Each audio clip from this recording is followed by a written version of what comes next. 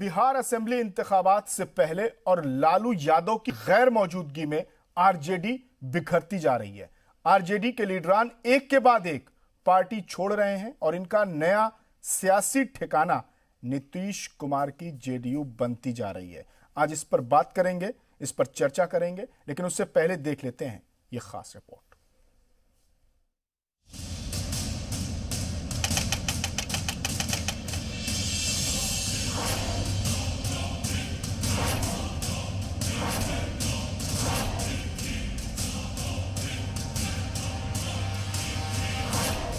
RJD के founder member Raghuvansh Prasad Singh ने RJD से इस्तीफा दे दिया।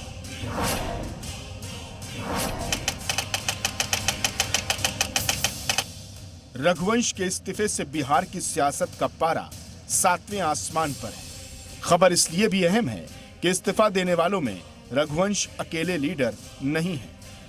इसके पहले आरजेडी के 5 विधान परिषद मेंबरों ने तेजस्वी यादव का साथ छोड़ जेडीयू का दामन थामा है।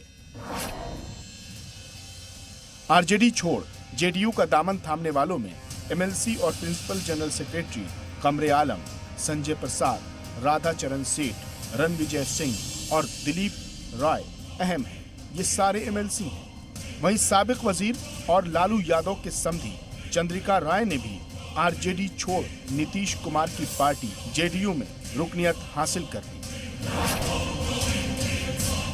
चंद्रिका राय के अलावा 5 और एमएलए पार्टी से अपना रिश्ता तोड़ चुके हैं, जिसमें केवटी से एमएलए फराज फातमी भी शामिल हैं। फराज के वालिद और साबिक मरकजी वजीर मोहम्मद अली अशरफ फातमी ने लोकसभा इंतखाबात के दौरान पार्टी से नाता तोड़ जेडीयू से रिश्ता जोड़ लिया था। तोड़ने, जोड़ने और छोड़ने की सियासत में आरजेडी के हिस्से में बिहार सरकार में वजीर रहे श्याम रजक ही आए, जिन्होंने लालटेन था, वरना जाने वालों का सिलसिला ज्यादा तवील है। खबर यह भी है कि जगदानंद सिंह के काम करने के अंदाज, रमा सिंह के आने और अनंत सिंह की आमद की खबर से रघुवंश बाबू नाराज चल रहे थे। अब सवाल तेजस्वी की कयादत पर उठने लाजमी है। ब्यूरो रिपोर्ट, जी मीडिया। और इस अहम मौजू पर बात करने के लिए हमारे साथ मौजूद हैं हिंदुस्तान अवाम मोर्चा के तर्जुमान दानिश रिजवान, एलजेपी के तर्जुमान संजय सर्राफ, दरभंगा के केवटी से एमएलए और जेडीयू लीडर फराज फातमी भी हमारे साथ शामिल होंगे। ढाका ईस्ट चंपारण से एमएलए और आरजेडी लीडर फैसल रहमान भी हमारे साथ जुड़ेंगे। हम तमाम मेहमानों का इस्तकबाल करते हैं और पहली जो सवाल है मैं दानिश रिजवान साहब से ही करूंगा। दानिश साहब, इस वक्त बिहार की सियासत में कहा यह जा रहा है कि तोड़ने, छोड़ने और जोड़ने की सियासत अपने शबाब पर है। देखिए, जब इलेक्शंस आते हैं तो आमतौर पे ये मौजू और सामने आने लगता है कि एक दल के सियासतदान दूसरे सियासी पार्टी में शामिल होते हैं।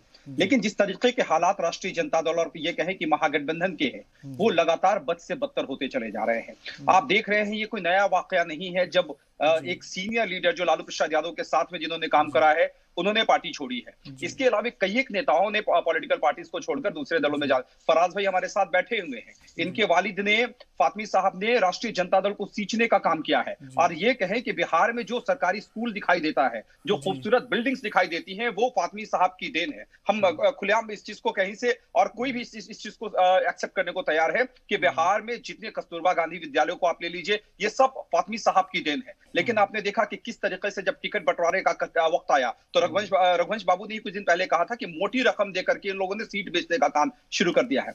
मतलब साफ है कि जब आप अपने जो तर्जुमा जो पुराने नेता हैं जिन्होंने पार्टी को बनाने का काम किया है, आप उनको दरकिनार करेंगे तो हालात बद से बदतर होते हैं। और राष्ट्रीय जनता दल के हालात जो है अब बद से बदतर होने शुरू हो गए हैं। अभी बिहार में विधानसभा चुनाव होना है और ये कहा जाता है कि हर घर में जो सबसे बुजुर्ग होता है उसको इज्जत दी जाती है कि कम से कम जो चुनावी मौका है उसमें उनके एक्सपीरियंस से सियासी फायदे लिए जा सकते थे। लेकिन आपने देखा है कि राष्ट्रीय जनता दल में बुजुर्ग नेताओं की क्या हालात है। आपने इससे पहले देखा कि जो लोग अपने रिश्तेदार के नहीं हुए। आपने देखा कि चंद्रिका राय को किस तरीके से जलील करके पार्टी से निकलना पड़ा, और वही हाल अभी रघुवंश बाबू का है। ये चीज ठीक कह रहे हैं कि हमने जिस पार्टी को सींचा है ये समाजवाद की देन है, ये हम कर्पूरी के मानने वाले लोग हैं, लेकिन वो ये भी कह रहे हैं कि माफियाओं को पार्टी में एंट्री क्यों मिलेगी? जब खुलेआम आप माफियाओं को लाइएगा तो माफियाओं से ही पार्टी को चला लीजिए। तो ये जो तमाम मामले हैं, ये मामले कहीं ना कहीं से राष्ट्रीय जनता दल के ऊपर में एक, हम ये कह सकते हैं कि राष्ट्रीय जनता दल के ऊपर में हावी होते दिखाई दे रहे हैं, जिसका नतीजा है कि पार्टी में टूट हो रही है। ठीक है दानिश साहब। हमारे साथ हमारे नुमाइंदे शोएब इकबाल भी, शोएब रजा भी जुड़ गए हैं। शोएब एम्स में इस वक्त एम्स के पास मौजूद है जहां पर जेर इलाज हैं रघुवंश बाबू। शोएब, आपसे कुछ राब्ता हुआ उनके करीबियों से? क्या कुछ बात निकल कर सामने आ रही? क्या वजह रही कि इतना senior leader, founder member party छोड़कर चला गया? बिल्कुल, देखिए कुछ करीबियों से बात हुई है अब्बास, लेकिन वजह जाहिर सी बात है कि पिछले कई महीनों से जिस तरह से उनकी नाराज़गी चल रही है, वो कोविड पॉजिटिव हुए थे, उसके बाद नेगेटिव रिपोर्ट आई और उसके बाद से ही वो एम्स में भर्ती है।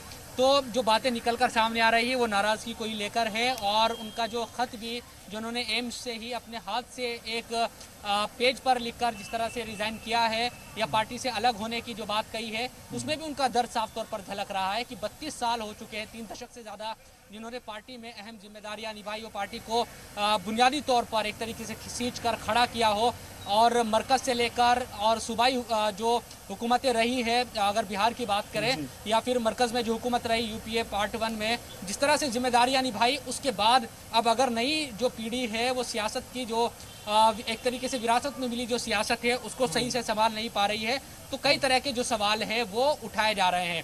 खास तौर पर रघुवंश प्रसाद का जाना या पार्टी से अलग होने का ऐलान करना आने वाले जो असेंबली इंतखाबात है बिहार में, उसकी दिशा को यकीनन कहीं ना कहीं बदल कर रख देने वाला होगा। इस तरह के जो कयास आ रहा है या कहे कि जो सियासत के जानकार है वो इस बात को मान रहे हैं, खासतौर पर आरजेडी के लिए बहुत नुकसान हो सकता है। इस तरह की खबरें या इस तरह की जो बातें हैं वो कई लोग कह रहे हैं। ऐसे में यही देखना होगा कि पार्टी, क्योंकि इस पूरे मामले को लेकर खासतौर पर रघुवंश प्रसाद का जो मामला है, इस मामले को लेकर लालू प्रसाद यादव भी कहीं ना कहीं तेजस्वी को फटकार लगा चुके हैं। पहले भी जिस तरह से रामा किशोर को जो पार्टी में पहले भी लाने की जो बात कही जा रही थी, और अभी भी जिस तरह की बातें लगातार चल रही है इन तमाम चीज़ों को लेकर, तो कहीं ना कहीं अब देखना आगे यही होगा कि इन तमाम चीज़ों का असर किस तरह से बिहार की सियासत में अब पड़ने वाला है।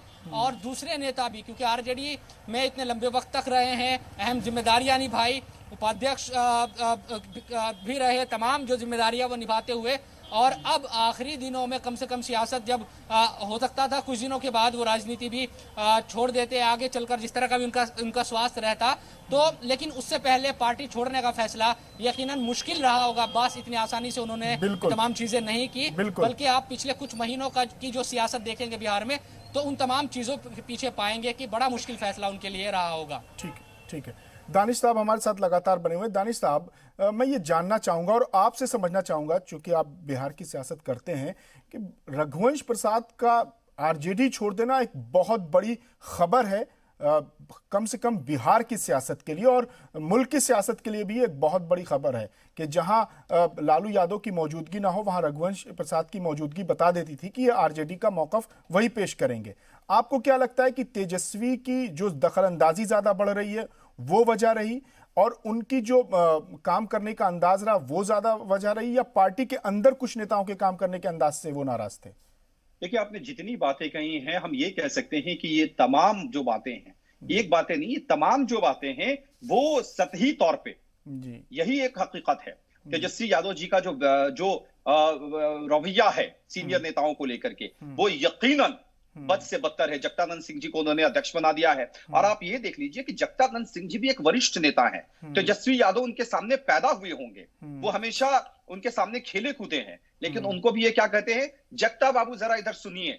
राजनीति अपनी जगह है, लेकिन जो पारिवारिक रिश्ते होते हैं, जो फैमिली के रिश्ते होते हैं, हम कभी अपने वालिद को नाम से नहीं बुलाते हैं कि फला बाबू जरा इधर सुनिए। जो लोग वालिद के साथ रहे हैं, आप कहते हैं कि रघुवंश बाबू इधर सुनिए, ये यकीनन दिल को तकलीफ पहुंचाने वाली बात है। और ये उन लोगों के साथ हो रहा है जिन्होंने राष्ट्रीय जनता दल को राष्ट्रीय जनता दल बनाया है। और यकीन मानिए, आज बिहार में जो गांव के इलाके में जो सड़कें दिखाई देती हैं, ग्रामीण विकास विभाग में जो सूबे में काम हुआ है, ये रघुवंश बाबू की देन है। रघुवंश बाबू ने बिहार के लिए जो काम किया है, यकीनन बिहार का हर वो इंसान जो बिहार के डेवलपमेंट को देखना चाहता है, वो रघुवंश बाबू के काम पर सवालिया निशान नहीं उठा सकता है, फातमी साहब के काम पर सवालिया निशान नहीं उठा सकता है। लेकिन आपने देखा कि ऐन लोकसभा चुनाव के वक्त फातमी साहब का टिकट काट दिया गया।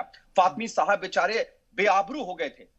उनको उस वक्त नीतीश कुमार जी ने अपने यहां कहा कि नहीं फातमी साहब, हम लोग आपके साथ, आप डेवलपमेंट की बात करने वाले लोग हैं। और आज हमने भी इसी बात को कहा है कि जब रघुवंश प्रसाद सिंह जी के साथ ऐसा रवैया हो रहा है, तो हम ये भी कहते हैं कि जो लोग भी बिहार के डेवलपमेंट की चिंता कर रहे हैं, जिनको लगता है कि बिहार में विकास होना चाहिए, वो लोग हमारे साथ है, हम उनका स्वागत करेंगे। यकीनन राष्ट्रीय जनता दल में बुजुर्ग नेताओं के साथ में बदसलूकी हो रही है, उनसे बातचीत करने के लिए कोई नहीं जाता है। आप देखिए जगदानंद सिंह जी को ही ले लीजिए, वरिष्ठ नेताओं से एक कोऑर्डिनेशन बनाया जाता है। अगर आप प्रदेश अध्यक्ष बन गए हैं तो ये आपकी जवाबदेही थी कि अपने हम उम्र नेताओं से बातचीत करते हैं, अगर उनको किसी तरह के प्रॉब्लम है तो उस प्रॉब्लम को खत्म करने की कोशिश करते हैं। लेकिन जगदानंद सिंह जी अलग रवैया अपनाते हैं और तेजस्वी यादव जी के पास फुर्सत नहीं है कि अपने वरिष्ठ नेताओं से मिले।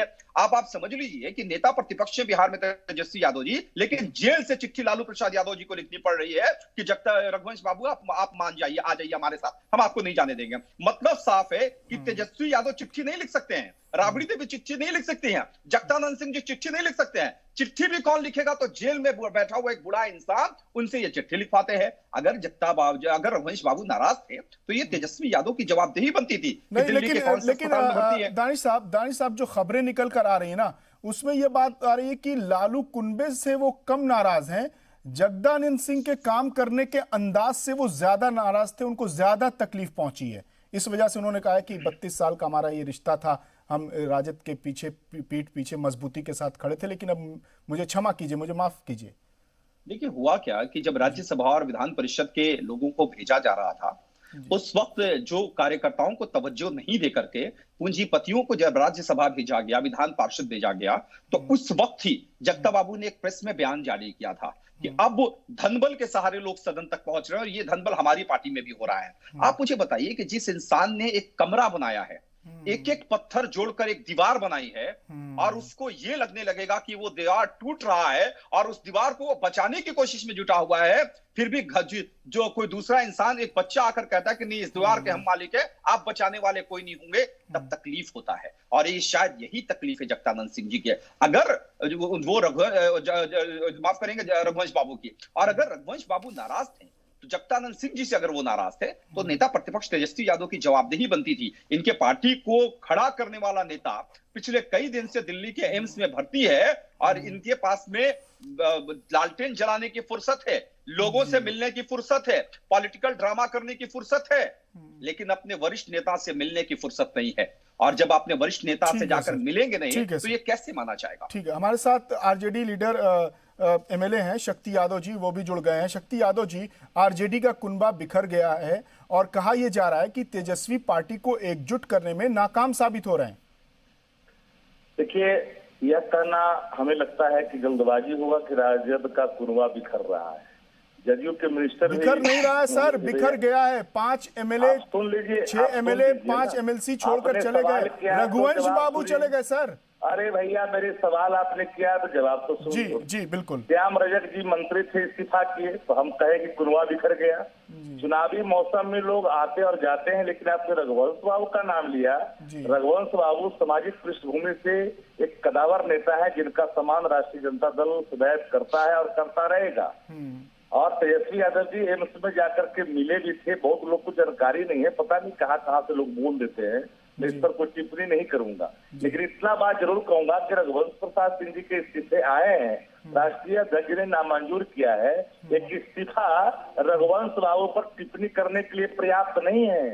लंबे समय समाजवाद को उन्होंने अपना जीवन प्रदान किया है, इसलिए राष्ट्रीय जनता दल उनके निर्णय पर अभी कोई प्रतिक्रिया कतई नहीं दे सकता है। हम जानते हैं कि रघुवंश बाबू हो सकता है किस रूप में निर्णय लिए हैं, लेकिन लालू प्रसाद जी ने इस्तीफा ही नामंजूर कर दिया है। जब नामंजूर कर दिया, उस पर कोई प्रतिक्रिया भी नहीं आई है अभी तक। तो सवाल उठता है कि और जो लोग आना जाना तो अपने हिसाब से लोग आते जाते हैं, मैं इस पर कोई प्रतिक्रिया नहीं दूंगा। और चुनावी मौसम में तो कई करवटें बदली जाती है, कोई भी हो सकता है। तो आप भी तो सर, आप भी तो कयास लगा रहे हैं, आप कह रहे हैं कि इस्तीफा नामंजूर कर दिया और रघुवंश बाबू ना माने। कहा जा रहा है कि उनको बहुत तकलीफ पहुंची है, आपके जो प्रदेश अध्यक्ष हैं जगदानंद सिंह, उनके काम करने के अंदाज से बहुत उनको तकलीफ पहुंची है।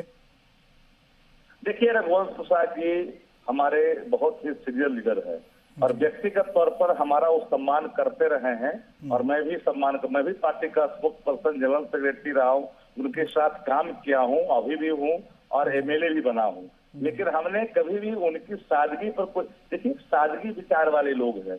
अब मान लीजिए कि इनको कोई पटता नहीं है, कहाँ से खबर आई है कि जगदा बाबू के उनके तौर तरीके पसंद नहीं है। मैं मानता हूं कि कोई बातें हो सकती है, कोई शिकायत हो सकती है, पर जो इस्तीफे जो सादे पृष्ठ पर आए हैं तो कई सवाल कहीं न कहीं बयां कर गया है। तो मैं मानता हूं कि लालू प्रसाद जी का जो उनसे बात हुआ है तो हमें लगा कहीं न कहीं 1-2 दिन में विराम लग जाएगा। ठीक है, लेकिन अभी देखिए हम के तर्जुमान दानिश रिजवान साहब यहाँ पर मौजूद हैं। वो सीधे सीधे इल्जाम लगा रहे हैं कि आरजेडी में सब कुछ ठीक ठाक नहीं चल रहा है, सीनियर लीडरान की इज्जत नहीं होती, बुजुर्ग लीडरों की इज्जत नहीं होती। बुजुर्ग लीडरों की इज्जत में तो रघुवंश बाबू कैसे रहते, अध्यक्ष उपाध्यक्ष कैसे रहते, जगदानंद सिंह जी अध्यक्ष रहते? तो जब इज्जत ही नहीं है तो कैसे हैं लोग? हमारे यहाँ रामचंद्र पूर्वे से लेकर के सभी सीनियर लीडरान कहीं न कहीं वरिष्ठ पदों पर रहे। देखिए, राजनीति में आना जाना लगा रहेगा, लोग आएंगे जाएंगे, वो अलग विषय है। लेकिन यह कह देना कि कुनबा बिखर गया, कुनबा खपत, ये पॉलिटिकल टिप्पणी हो सकती है सर, एक सामयिक टिप्पणी हो सकती है इंटरेस्ट ऑफ इलेक्शन सर, लेकिन इतनी बड़ी तादाद में बड़े नेताओं का चला जाना, इसमें तो सवाल उठेगा ना सर। जनता सवाल उठाएगी, सियासी गलियारों में सवाल उठेगा। जिसके कुनबे बड़े हैं उसमें तो जाते आते रहते, ऐसा कोई पहली बार नहीं हुआ है। हम तो लगातार चुनाव में देखते रहे, कोई इधर गए उधर गए, कोई भी जा सकता है भैया। ठीक है, इसमें सवाल कहाँ है? ठीक है सर, ठीक है। लेकिन किसी पार्टी का अस्तित्व पर सवाल खड़ा नहीं होता है। ठीक है, हर की अपनी वजूद है, हर का अपना वोट बैंक है, हर का अपना अस्तित्व है। रघुवंश बाबू सम्मानित नेता है, उनका कदर राजद में था, है और रहेगा। एक इस्तीफा उन पर टिप्पणी अपेक्षित प्रतीत नहीं होती है। ठीक है सर। दानिश साहब, आप तो इल्जाम लगा रहे थे कि सीनियर लीडरान की इस वक्त इज्जत नहीं हो रही है आरजेडी में, लालू यादव को चिट्ठी लिखनी पड़ती है उसके लिए, और वो तो दावा कर रहे हैं शक्ति यादव जी, वो कह रहे हैं कि अगर नहीं होती तो जगदानंद सिंह जी कैसे प्रदेश अध्यक्ष होते। देखिए, लोकसभा चुनाव के पहले इस तरह के एक और इस्तीफा हुआ था, फातमी साहब का इस्तीफा हुआ था, और मुझे लगता है कि उस वक्त भी राष्ट्रीय जनता दल के प्रवक्ता यही कह रहे थे कि रूठे हैं मना लिए जाएंगे, लालू जी बातचीत कर रहे हैं। इनके 5 विधान पार्षदों ने जब पार्टी छोड़ी थी तो उस वक्त इसी तरह की शंका व्यक्त की जा रही है कि सब कुछ मैनेज है, चिंता मत करिए, सारी चीजें दुरुस्त हो जाएगी। वो भी ऐसा ही हुआ। और अभी ये कह रहे थे कि रघुवंश बाबू हैं, परिवार के हिस्से हैं, सारी बातें मैंने सुनी है। लेकिन लालू प्रसाद यादव के जो बड़े लाल हैं तेज प्रताप यादव जी, उन्होंने क्या कहा था? समुंदर से एक लोटा पानी निकल जाए तो समुंदर को पानी का अभाव नहीं होता है। यही तो शक्ति यादव जी भी कह रहे हैं कि बहुत बड़ा कुनबा है, बहुत बड़ी पार्टी है, बहुत बड़ी, तो फिर क्यों कह रहे हैं? बहुत बड़ी पार्टी है। जगदा बाबू भी एक अभी है ना प्रदेश अध्यक्ष। एक वक्त आएगा जब ये विधानसभा चुनाव राष्ट्रीय जनता दल हारेगी तो वो भी यही कहेंगे कि थैंक यू वेरी मच, अब हमें भी यहाँ नहीं रहना है। देखिए, कुनबा जरूर बड़ा है, नए लोग जुड़ नहीं रहे हैं और पुराने लोग साथ छोड़कर जा रहे हैं, यही हकीकत है। ठीक है, बड़ा अब जो खबर आप बता रहे थे वो उस खबर की तस्दीक हो गई है। वो हम अपने नाजरीन को, अपने ऑडियंस को भी बता दें कि रघुवंश सिंह का खत का लालू प्रसाद यादव ने जवाब दिया है। उन्होंने लिखा है कि आपके इस्तीफे की खबर पर भरोसा नहीं हो रहा है, आप जल्द सेहतयाब हों, फिर बैठकर बात करेंगे, आप कहीं नहीं जा रहे हैं।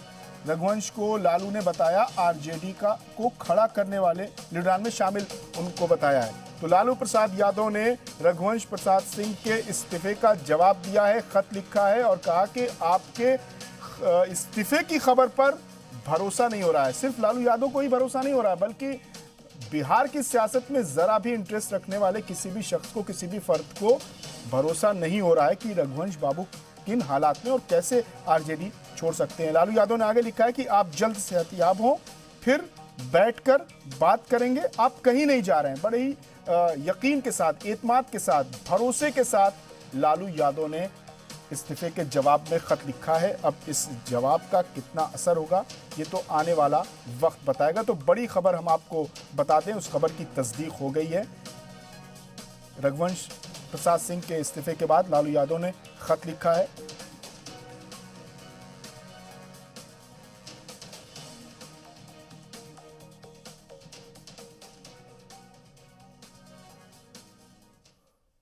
ठीक है, वक्फे के बाद एक बार फिर आपका इस्तकबाल है आज का मुद्दा में। आज का मुद्दा में हम लगातार बात कर रहे हैं बिहार की सियासत पर कि बिहार की सियासत में तोड़ने छोड़ने और जोड़ने का दौर चल रहा है। ऐसे में लग रहा है कि आरजेडी का कुनबा बिखरता हुआ नजर आ रहा है, ऐसे एहसास हो रहे हैं। इस पर सवाल उठ रहे हैं सियासी गलियारों में भी और अवाम के बीच भी। और हमारे साथ इस वक्त जेडीयू लीडर और एमएलए फराज फातमी भी जुड़ गए हैं। फराज साहब, आपने भी आरजेडी का साथ छोड़ दिया।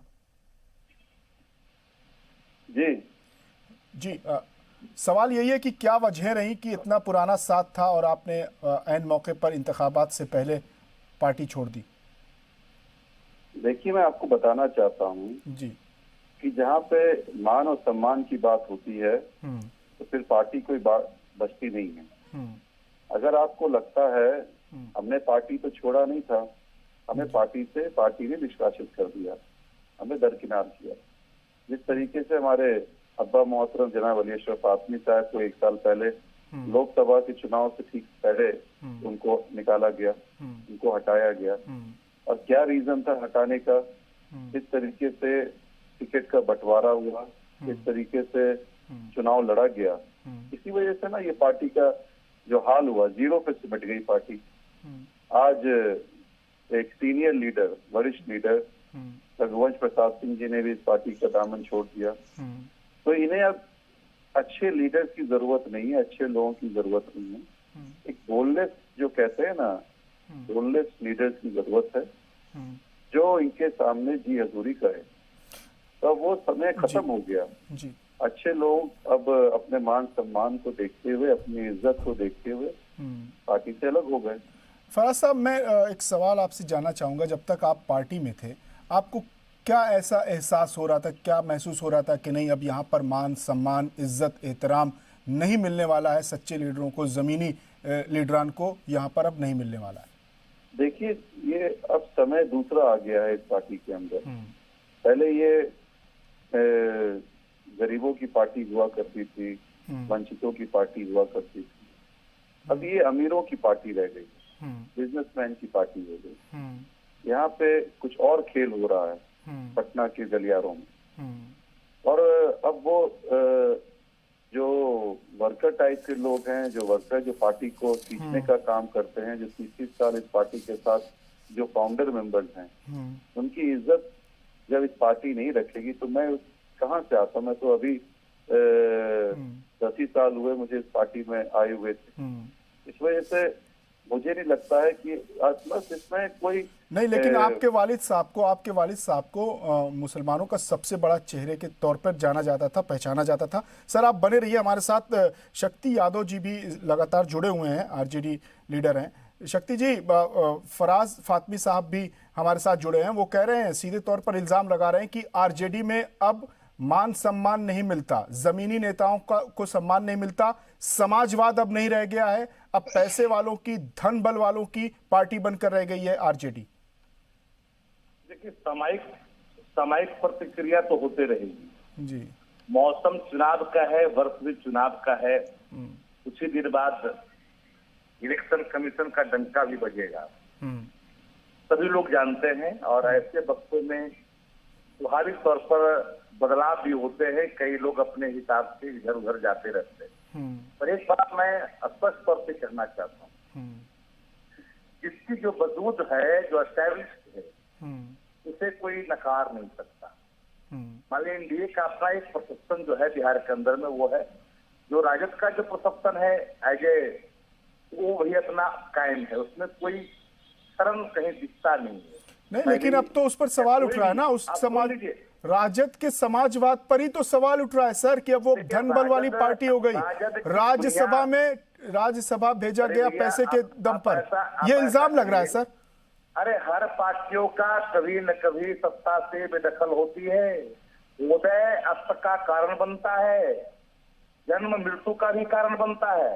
ठीक है, जो वर्तमान परिवेश है, जिस रूप में अभी चीजें रासायनिक प्रतीत होता है आपकी नजरों में, आप वो कह सकते हैं। मेरा मत साफ तौर पर है कि ऐसे मौसम में बदलाव होते ही रहते हैं।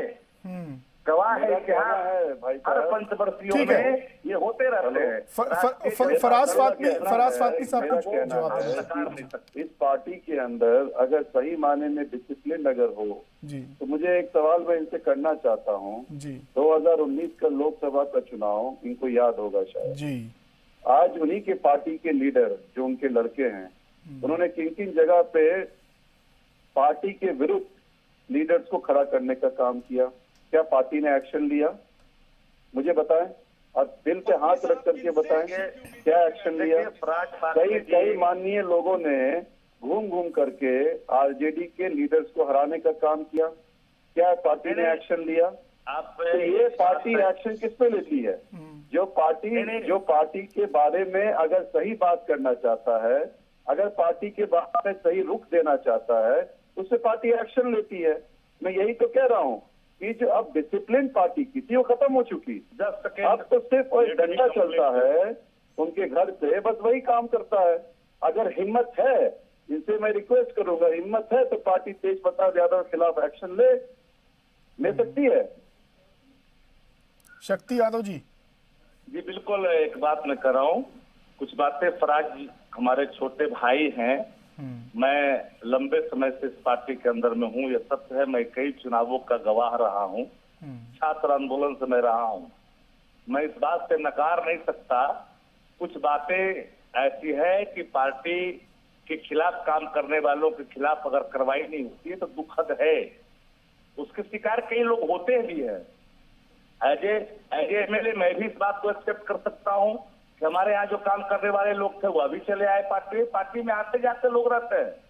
लेकिन इतनी बात सत्य है कि इन चीजों के बावजूद भी हर पार्टी की अपनी जो वजूद है उसको कोई। शक्ति यादव जी, आप किस तरफ इशारा कर रहे हैं, उसको थोड़ा और अगर एक्सपेंड करें और उसको तफसील से बताएं, विस्तार से बताएं कि पार्टी के अंदर कुछ इस तरह की चीजें हैं, वो आप कहना चाह रहे थे, अगर वो बताएं तो लोगों का। इन्हीं चीजों को तेजस्वी जी दुरुस्त करना चाहते हैं।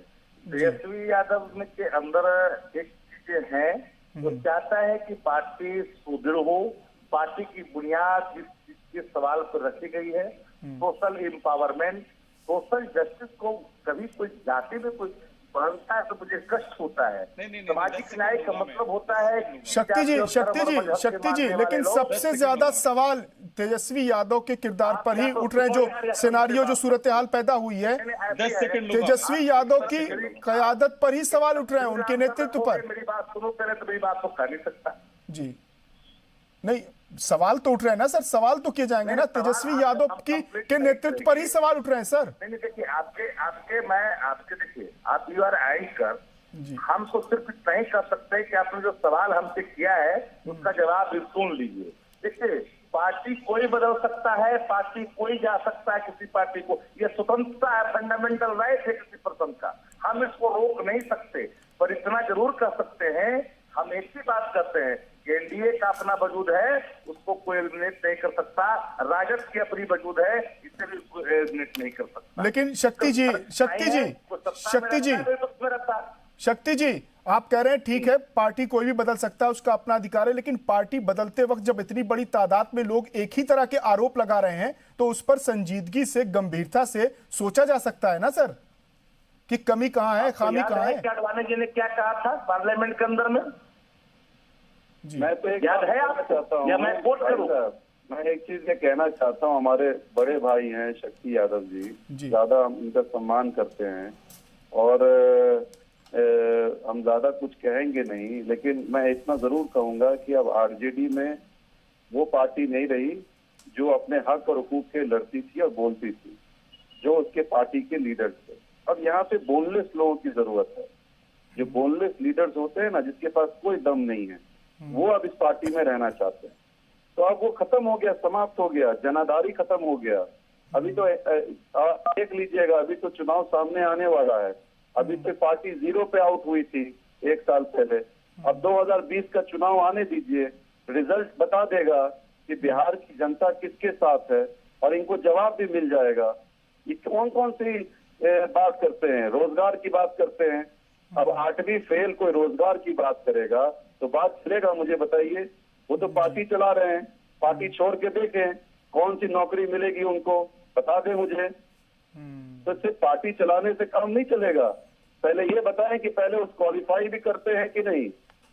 तो ये सब कहना बहुत आसान बात है, लेकिन रोजगार के बारे में मुद्दा उठाने से पहले खुद शिक्षा लीजिए और शिक्षा लेकर के तभी रोजगार के बारे में चर्चा कीजिए। ठीक है, शक्ति जी कुछ जवाब देंगे?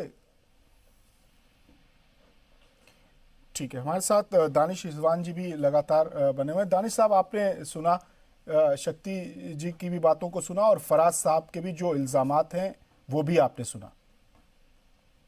देखिए, 2-3 चीजें फराज साहब की बातों से मैं पूरी तरह से इत्तेफाक रखता हूं। फराज साहब ने जिन बातों का तफसील से जिक्र किया उसमें 2-3 चीजें जो हैं वो काफी तवज्जो करने लायक हैं। सबसे बड़ी बात यह है कि फातमी साहब जो इनके अशरफ फातमी साहब, उन्होंने बिहार के लिए जो किया, यकीनन बिहार की आम आवाम इस चीज को समझती है कि किस तरीके से बिहार में स्कूलों को लेकर के, बिहार में सड़कों के लिए, जब वो एचआरडी मिनिस्टर थे तो जो पायलट प्रोजेक्ट सेंट्रल गवर्नमेंट की तरफ से स्कीम चलता था, वो स्कीम सबसे पहले बिहार में लागू होता था। और तमाम जो योजनाएं थी, किस तरीके से हम मदरसों को मजबूत करें, किस तरीके से कस्तूरबा गांधी स्कूल को मजबूत करें, किस तरीके से बिहार की शिक्षा के लिए हम काम करें, ये सबसे बड़ा जो काम था ये फातमी साहब ने करने का काम किया। दूसरी तरफ अगर आप बातचीत करें तो बिहार में ग्रामीण सड़कों की अगर जब बातचीत होती है तो यकीनन रघुवंश बाबू के काम को नकारा नहीं जा सकता है। केंद्र सरकार से लड़ कर उन्होंने पैसा लाया और उन पैसे से बिहार की सड़कों को बनाने का काम किया। ये रघुवंश बाबू की देन थी कि बिहार में सड़कों का, ग्रामीण सड़कों का एक जाल सा बिछा। और ये दोनों नेता सही मायने में अगर राष्ट्रीय जनता दल में जनता के बीच में कोई लोकप्रिय नेता थे जिन्होंने जनता के लिए काम करा है, तो उसमें फातमी साहब का नाम सामने आता है, उसमें रघुवंश प्रसाद जी का नाम सामने आता है। और जैसे आप लालू प्रसाद यादव जी के नाम को सुनते हैं तो एक सिहरन सी महसूस होने लगती है। लगता है कि लालू आया मतलब घर लूट कर जाएगा, लगता है कि लालू आया मतलब जंगल राज की तरफ जाएगा। और देखिए, अगर फातमी साहब ने 2-3 चीजों को बड़ा क्लियरिफाई करके दिया और मैं इसको तफसील से लेकर जाना चाहता हूं। अगर बाहर का कोई इंसान तेजस्वी यादव के खिलाफ बोल दे तो उसको दल से निकाल दिया जाता है, उसको दल से बाहर कर दिया जाता है कि भाई तेजस्वी यादव के खिलाफ कैसे बोल दिया। लेकिन अगर इनका अपने घर का बेटा तेज प्रताप यादव जीतने वाले कैंडिडेट को चुनाव हरवा दे तो उनके ऊपर में कोई कार्रवाई नहीं होती है। ये राष्ट्रीय जनता दल है। अभी मैं सुन रहा था, शक्ति सिंह जी की बातों को सुन रहा था कि राष्ट्रीय जनता दल का और भारत एनडीए का बिहार में वजूद है। वजूद तो एक चींटी का भी होता है, लेकिन वो अपने वजूद को बचा के रखती है, अपने से मेहनत करती है, अनाज को ढो करके ले जाती है। आपने देखा होगा कि चींटियां लाइन लगा करके अनाज को ढो करके ले जाती है और खुद खाना खाती है। ठीक है, वजूद पर ही तो सवाल है दानिश साहब, वजूद पर ही तो सवाल है। एक मिनट कंप्लीट कर लेने दीजिए मुझे, 10 सेकंड में मैं कंप्लीट कर लूंगा। यहां है कि मुसलमान ढोएगा अपने कंधे पर, लेकिन जब नेता प्रतिपक्ष बनाने की बात आएगी तो सिद्दीकी साहब को किनारे कर दिया जाएगा और नए नवेले तेजस्वी यादव जी को कहा जाएगा कि आप नेता प्रतिपक्ष रहेंगे सिर्फ इसलिए कि आप लालू यादव के बेटे हैं। मुसलमानों की कोई अहमियत नहीं है। फातमी साहब के काम की कभी तारीफ नहीं होगी। बड़े बड़े होर्डिंग्स लगेंगे तो मीसा भारती के लगेंगे, तेजस्वी यादव के लगेंगे, तेज प्रताप यादव के लगेंगे, लालू राबड़ी के लगेंगे। किसी मुसलमान नेता के बड़े होर्डिंग्स अगर लग गए, कमरे आलम साहब भी पार्टी छोड़कर पार्टी में नहीं है, ये भी एक बहुत बड़ा सवाल है। उनका भी एक चेहरा था, दिल्ली वो आते थे और बहुत एक्टिव रहते थे आरजेडी को लेकर। मैं इस वक्त अपनी चर्चा जारी रखूंगा। यहाँ वक्त हो गया एक और मुख्तसर से वक्फे का। वक्फे के बाद जब लौटेंगे तो संजीव कौशिक साहब, पॉलिटिकल एनालिस्ट, हमारे साथ जुड़ चुके हैं। अलग अलग चैनल्स पर बेबाकी से अपनी राय रखने के लिए जाने जाते हैं। ब्रेक के बाद उनसे बात करेंगे। वक्फे के बाद एक बार फिर आपका इस्तकबाल है। आज का मुद्दा में हम बिहार में के सियासी हालात पर चर्चा कर रहे हैं। इंतखाबात से पहले तोड़ने, छोड़ने और साथ जोड़ने की सियासत बामे उरूज पर है। इस पर बात करने के लिए हमारे साथ बहुत खास मेहमानों का पैनल इस वक्त मौजूद है। संजीव कौशिक साहब भी हमारे साथ जुड़ गए। संजीव कौशिक साहब, आपने देखा कि किस तरह से इंतखाबात से पहले तो हर जगह होता है कि एक पार्टियों से दूसरी पार्टियों में लीडरान पाला बदलते हैं, पार्टियां बदलते हैं, लेकिन जिस तेजी के साथ आरजेडी के लीडरान पार्टी छोड़ रहे हैं, बड़े लीडरान पार्टी छोड़ रहे हैं, रघुवंश जी ने पार्टी छोड़ दी, उससे क्या लगता है कि तेजस्वी का समाजवाद लालू के समाजवाद से बिल्कुल अलग है क्या? नहीं, देखिए, एक तो सबसे बड़ी बात ये कि जिस तरह से हरिवंश बाबू ने एक लेटर लिखा है, एक पत्र लिखा है जो लालू यादव के नाम से लिखा है। लालू यादव की तरफ से भी एक पत्र जारी कर दी गई है कि आप अभी बीमार हैं, आप अपनी सेहत का ख्याल रखें और स्वस्थ हो, उसके बाद में इस मुद्दे पे चर्चा करी जाएगी। एक लंबी पारी इन लोगों ने खेली है समाजवाद के नाम पे, और समाजवाद को जिस तरह से मजबूत किया है, मैं समझता हूँ कि ये इतनी आसान, भले अब चूंकि इस तरह की एक चिट्ठी आई है, चर्चा में है, तो उस पर हम लोग बैठ के चर्चा कर रहे हैं, लेकिन इतना आसान नहीं है दोनों का जुदा होना।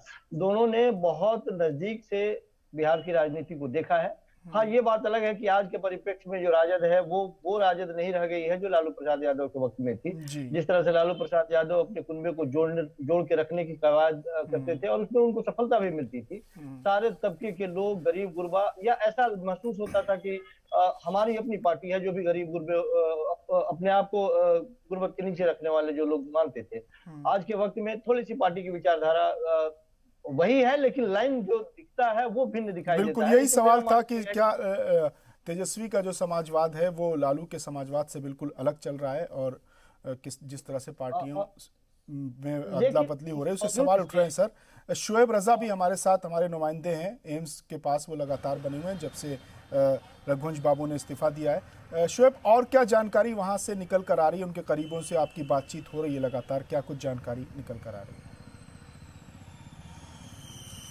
बिल्कुल अब्बास, देखिए, जाहिर सी बात है कि जो उन्होंने एक लेटर लिखा अपने हाथ से ही, और वो जो सार्वजनिक हुआ, लेकिन उसके बाद चूंकि हमारे प्रोग्राम के दौरान ही ये भी खबर आ गई है कि लालू प्रसाद यादव ने भी ये जवाब दिया है, उनको कहा है कि वो कहीं नहीं जा रहे, तो चीज़ें यकीनन अब थोड़ा बदलेगी, इस तरह की उम्मीद लगाई जा रही है। लेकिन क्या ये तमाम चीज़ें तभी ठीक हो पाएगी जब जो रघुवंश प्रसाद चाहते हैं, जो उनकी बातें हैं, जिस तरह की पिछले कई महीनों से हमने देखी गहमा गहमी एक रही है आरजेडी के अंदर, और कई बातों को लेकर नाराज भी है रघुवंश बाबू की नाराजगी भी है। तो क्या जब सेहतयाब हो जाएंगे, एम्स से छुट्टी होगी और वापस लौटेंगे बिहार, तो जो बातचीत रहने वाली है उसके बाद ये नाराजगी दूर होगी क्या, ये भी देखना होगा। क्योंकि अभी तो नज़र यही आ रहा है कि यकीनन ये जो कदम के 3 दशक से ज्यादा का जो वक्त उनका गुजरा है, आरजेडी के लिए उन्होंने काम किया, उसके अलावा सूबाई ये भी खबर निकल कर आ रही है कि वो जेडीयू में जाने वाले हैं, ऐसी भी कुछ खबर है, बहुत तेजी से ये खबर आम हो रही है। देखिए, कई तरह की जो खबरें हैं अभी वो यकीनन फैलेगी, लेकिन जब तक कोई काम मुकम्मल तौर पर ये ना हो कि उनकी तरफ से कोई ऐलान किया गया या कोई इस तरह की, तब तक उस पर विश्वास करना थोड़ा मुश्किल है। ठीक है। एलजेपी के तर्जुमान संजय सराफ जी भी हमारे साथ जुड़ गए हैं। संजय जी, आपका बहुत बहुत इस्तकबाल है। बिहार की सियासत पर आप देख रहे हैं, आरजेडी पर इस वक्त सवाल उठ रहे हैं, तेजस्वी के नेतृत्व पर सवाल उठ रहे हैं, तेजस्वी की क़यादत पर सवाल उठ रहे हैं, बड़े लीडरान छोड़कर पार्टी जा रहे हैं, 5 एमएलसी और 6 एमएलए ने पार्टी छोड़ दी है, आज रघुवंश बाबू ने पार्टी छोड़ दी है।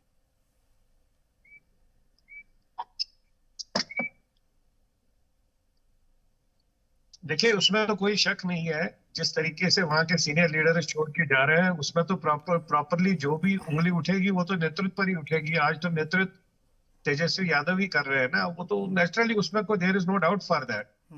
जहां पर भी कहीं ऐसी कोई बात उठी, अगर अनफॉर्चुनेटली हमारे यहाँ से कोई निकलेगा तो वो तो हमारे नेतृत्व पर उंगली उठेगी। इसमें तो कोई गलत और सही बात नहीं है। नेतृत्व पर की कमजोरी दिख रही है सामने, कोई पॉलिसी नहीं है, कोई प्लानिंग नहीं है, कोई सिस्टम नहीं है। बस अगर आप पर्टिकुलर कास्ट क्रीड कल्चर के नाम पर ही राजनीति करोगे तो ये राजनीति कब तक चलेगा। और ये सब लोगों ने एक्सपेक्ट नहीं किया था। बीइंग एन यूथ, हम लोग चाह रहे थे कि यूथ कमीशन की बात हो, युवाओं की बात हो, अनएम्प्लॉयड यूथ की बात हो, युवाओं को रोजगार कैसे मिले बिहार में। बिहार का जो युवा बिहार से निकलकर पूरे देश में, हर कोने पर बेचारा काम कर रहा है। कॉलेज भी बिहार का ही होता है, इंस्टीट्यूशन भी बिहार का, प्रोफेसर भी बिहार का, स्टूडेंट भी बिहार का, लेकिन वो बिहार में नहीं होता है, वो मध्य प्रदेश में होता है, वो महाराष्ट्र में होता है, वो दिल्ली में होता है, वो यूपी में होता है। तो उस चीज पर जब तक ये सोच, जो हमारी चिराग पासवान जी की सोच है कि हम लोग युवाओं को अपने घर में परिवार के साथ में रहकर उनको रोजगार भी देंगे, उनको पढ़ाने लिखाने का काम भी करेंगे। ठीक है, तो ये जब सोच, जब विजन आप नहीं रहेंगे। संजय जी, एनडीए में भी तो सब कुछ ठीक ठाक नहीं चल रहा है। नहीं, कोई ऐसी बात नहीं है। अगर हम लोग अपनी तैयारी कर रहे हैं तो तैयारी करने का मतलब नहीं है कि सब कुछ खराब है, सब कुछ गलत है। हम लोग अपनी तैयारी कर रहे हैं, हर एक पार्टी अपने अपने तरीके से तैयारी कर रही है।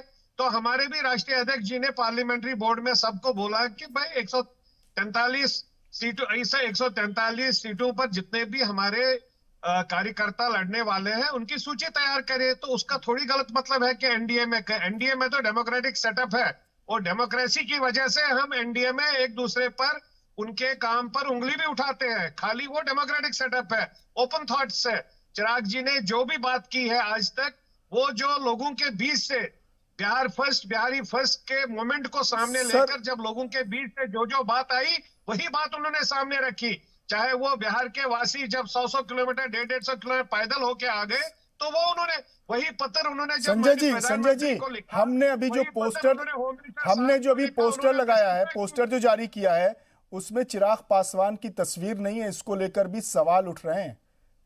दानिश इस्वान जी भी यहाँ मौजूद हैं, उसका जवाब उनसे भी लेंगे।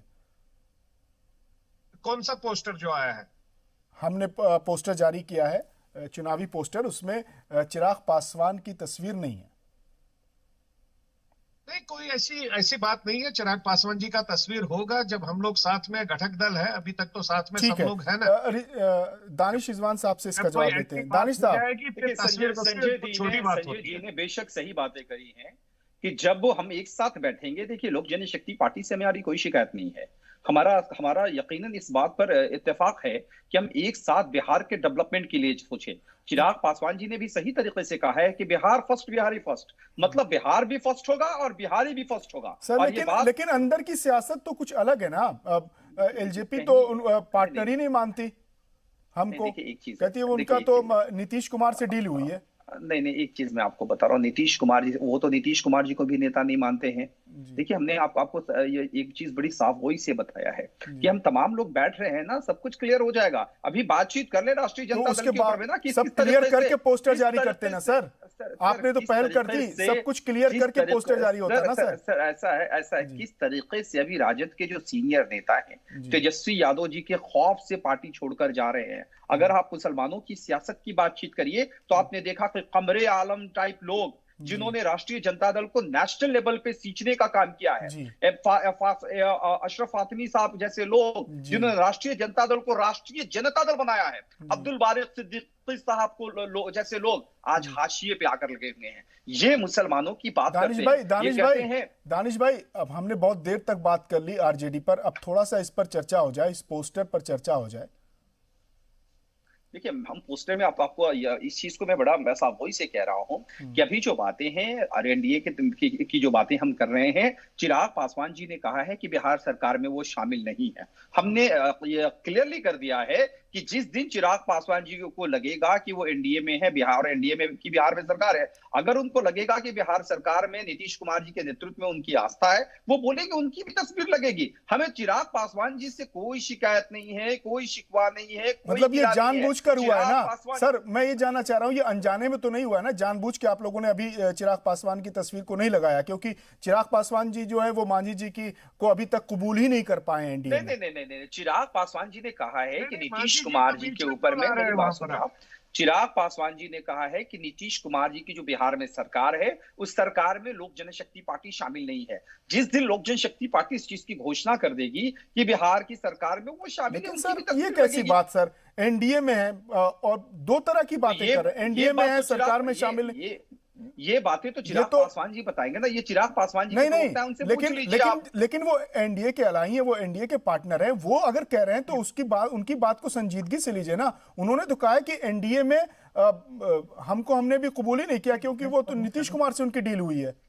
मैंने आपको क्या कहा कि अगर एनडीए में सिर्फ चिराग पासवान जी तो नहीं है ना, लोक जनशक्ति पार्टी तो नहीं है ना, बिहार के deputy chief minister Bharatiya Janata party के वरिष्ठ नेता है सुशील कुमार मोदी, उन्होंने भी स्वागत किया है। बीजेपी के तमाम नेताओं ने स्वागत किया है कि जीतन राम मांझी जी का एनडीए में स्वागत है। देखिए, किसी के कहने और ना कहने से कोई बातें नहीं होती है। एनडीए के तमाम नेता कह रहे हैं और उसकी औपचारिक घोषणा भी होगी। लेकिन एक चीज बहुत साफ है कि जिस तरीके से राष्ट्रीय जनता दल में मुसलमानों को हाशिए पे रखा गया है, ठीक है सर, सिर्फ वोट देने वाली गाय। ठीक है सर, हमारा वक्त खत्म हुआ। दानिश भाई, बहुत बहुत शुक्रिया, आपने अपना कीमती वक्त दिया। संजय जी, आपका भी बहुत बहुत शुक्रिया। फराज साहब भी जुड़े थे हमारे साथ, उनका भी बहुत बहुत शुक्रिया। शक्ति यादव जी जुड़े थे, उनका भी बहुत बहुत शुक्रिया। शोएब रजा भी हमारे साथ लगातार बने रहे एम से, उनका भी बहुत बहुत शुक्रिया। आप तमाम मेहमानों का बहुत बहुत शुक्रिया, आप तमाम मेहमानों ने अपना कीमती वक्त दिया। तो आज के लिए आज का मुद्दा में बस इतना ही, लेकिन आप बने रहिए जी सलाम के साथ, क्योंकि जी सलाम पर खबरों का सिलसिला लगातार जारी है।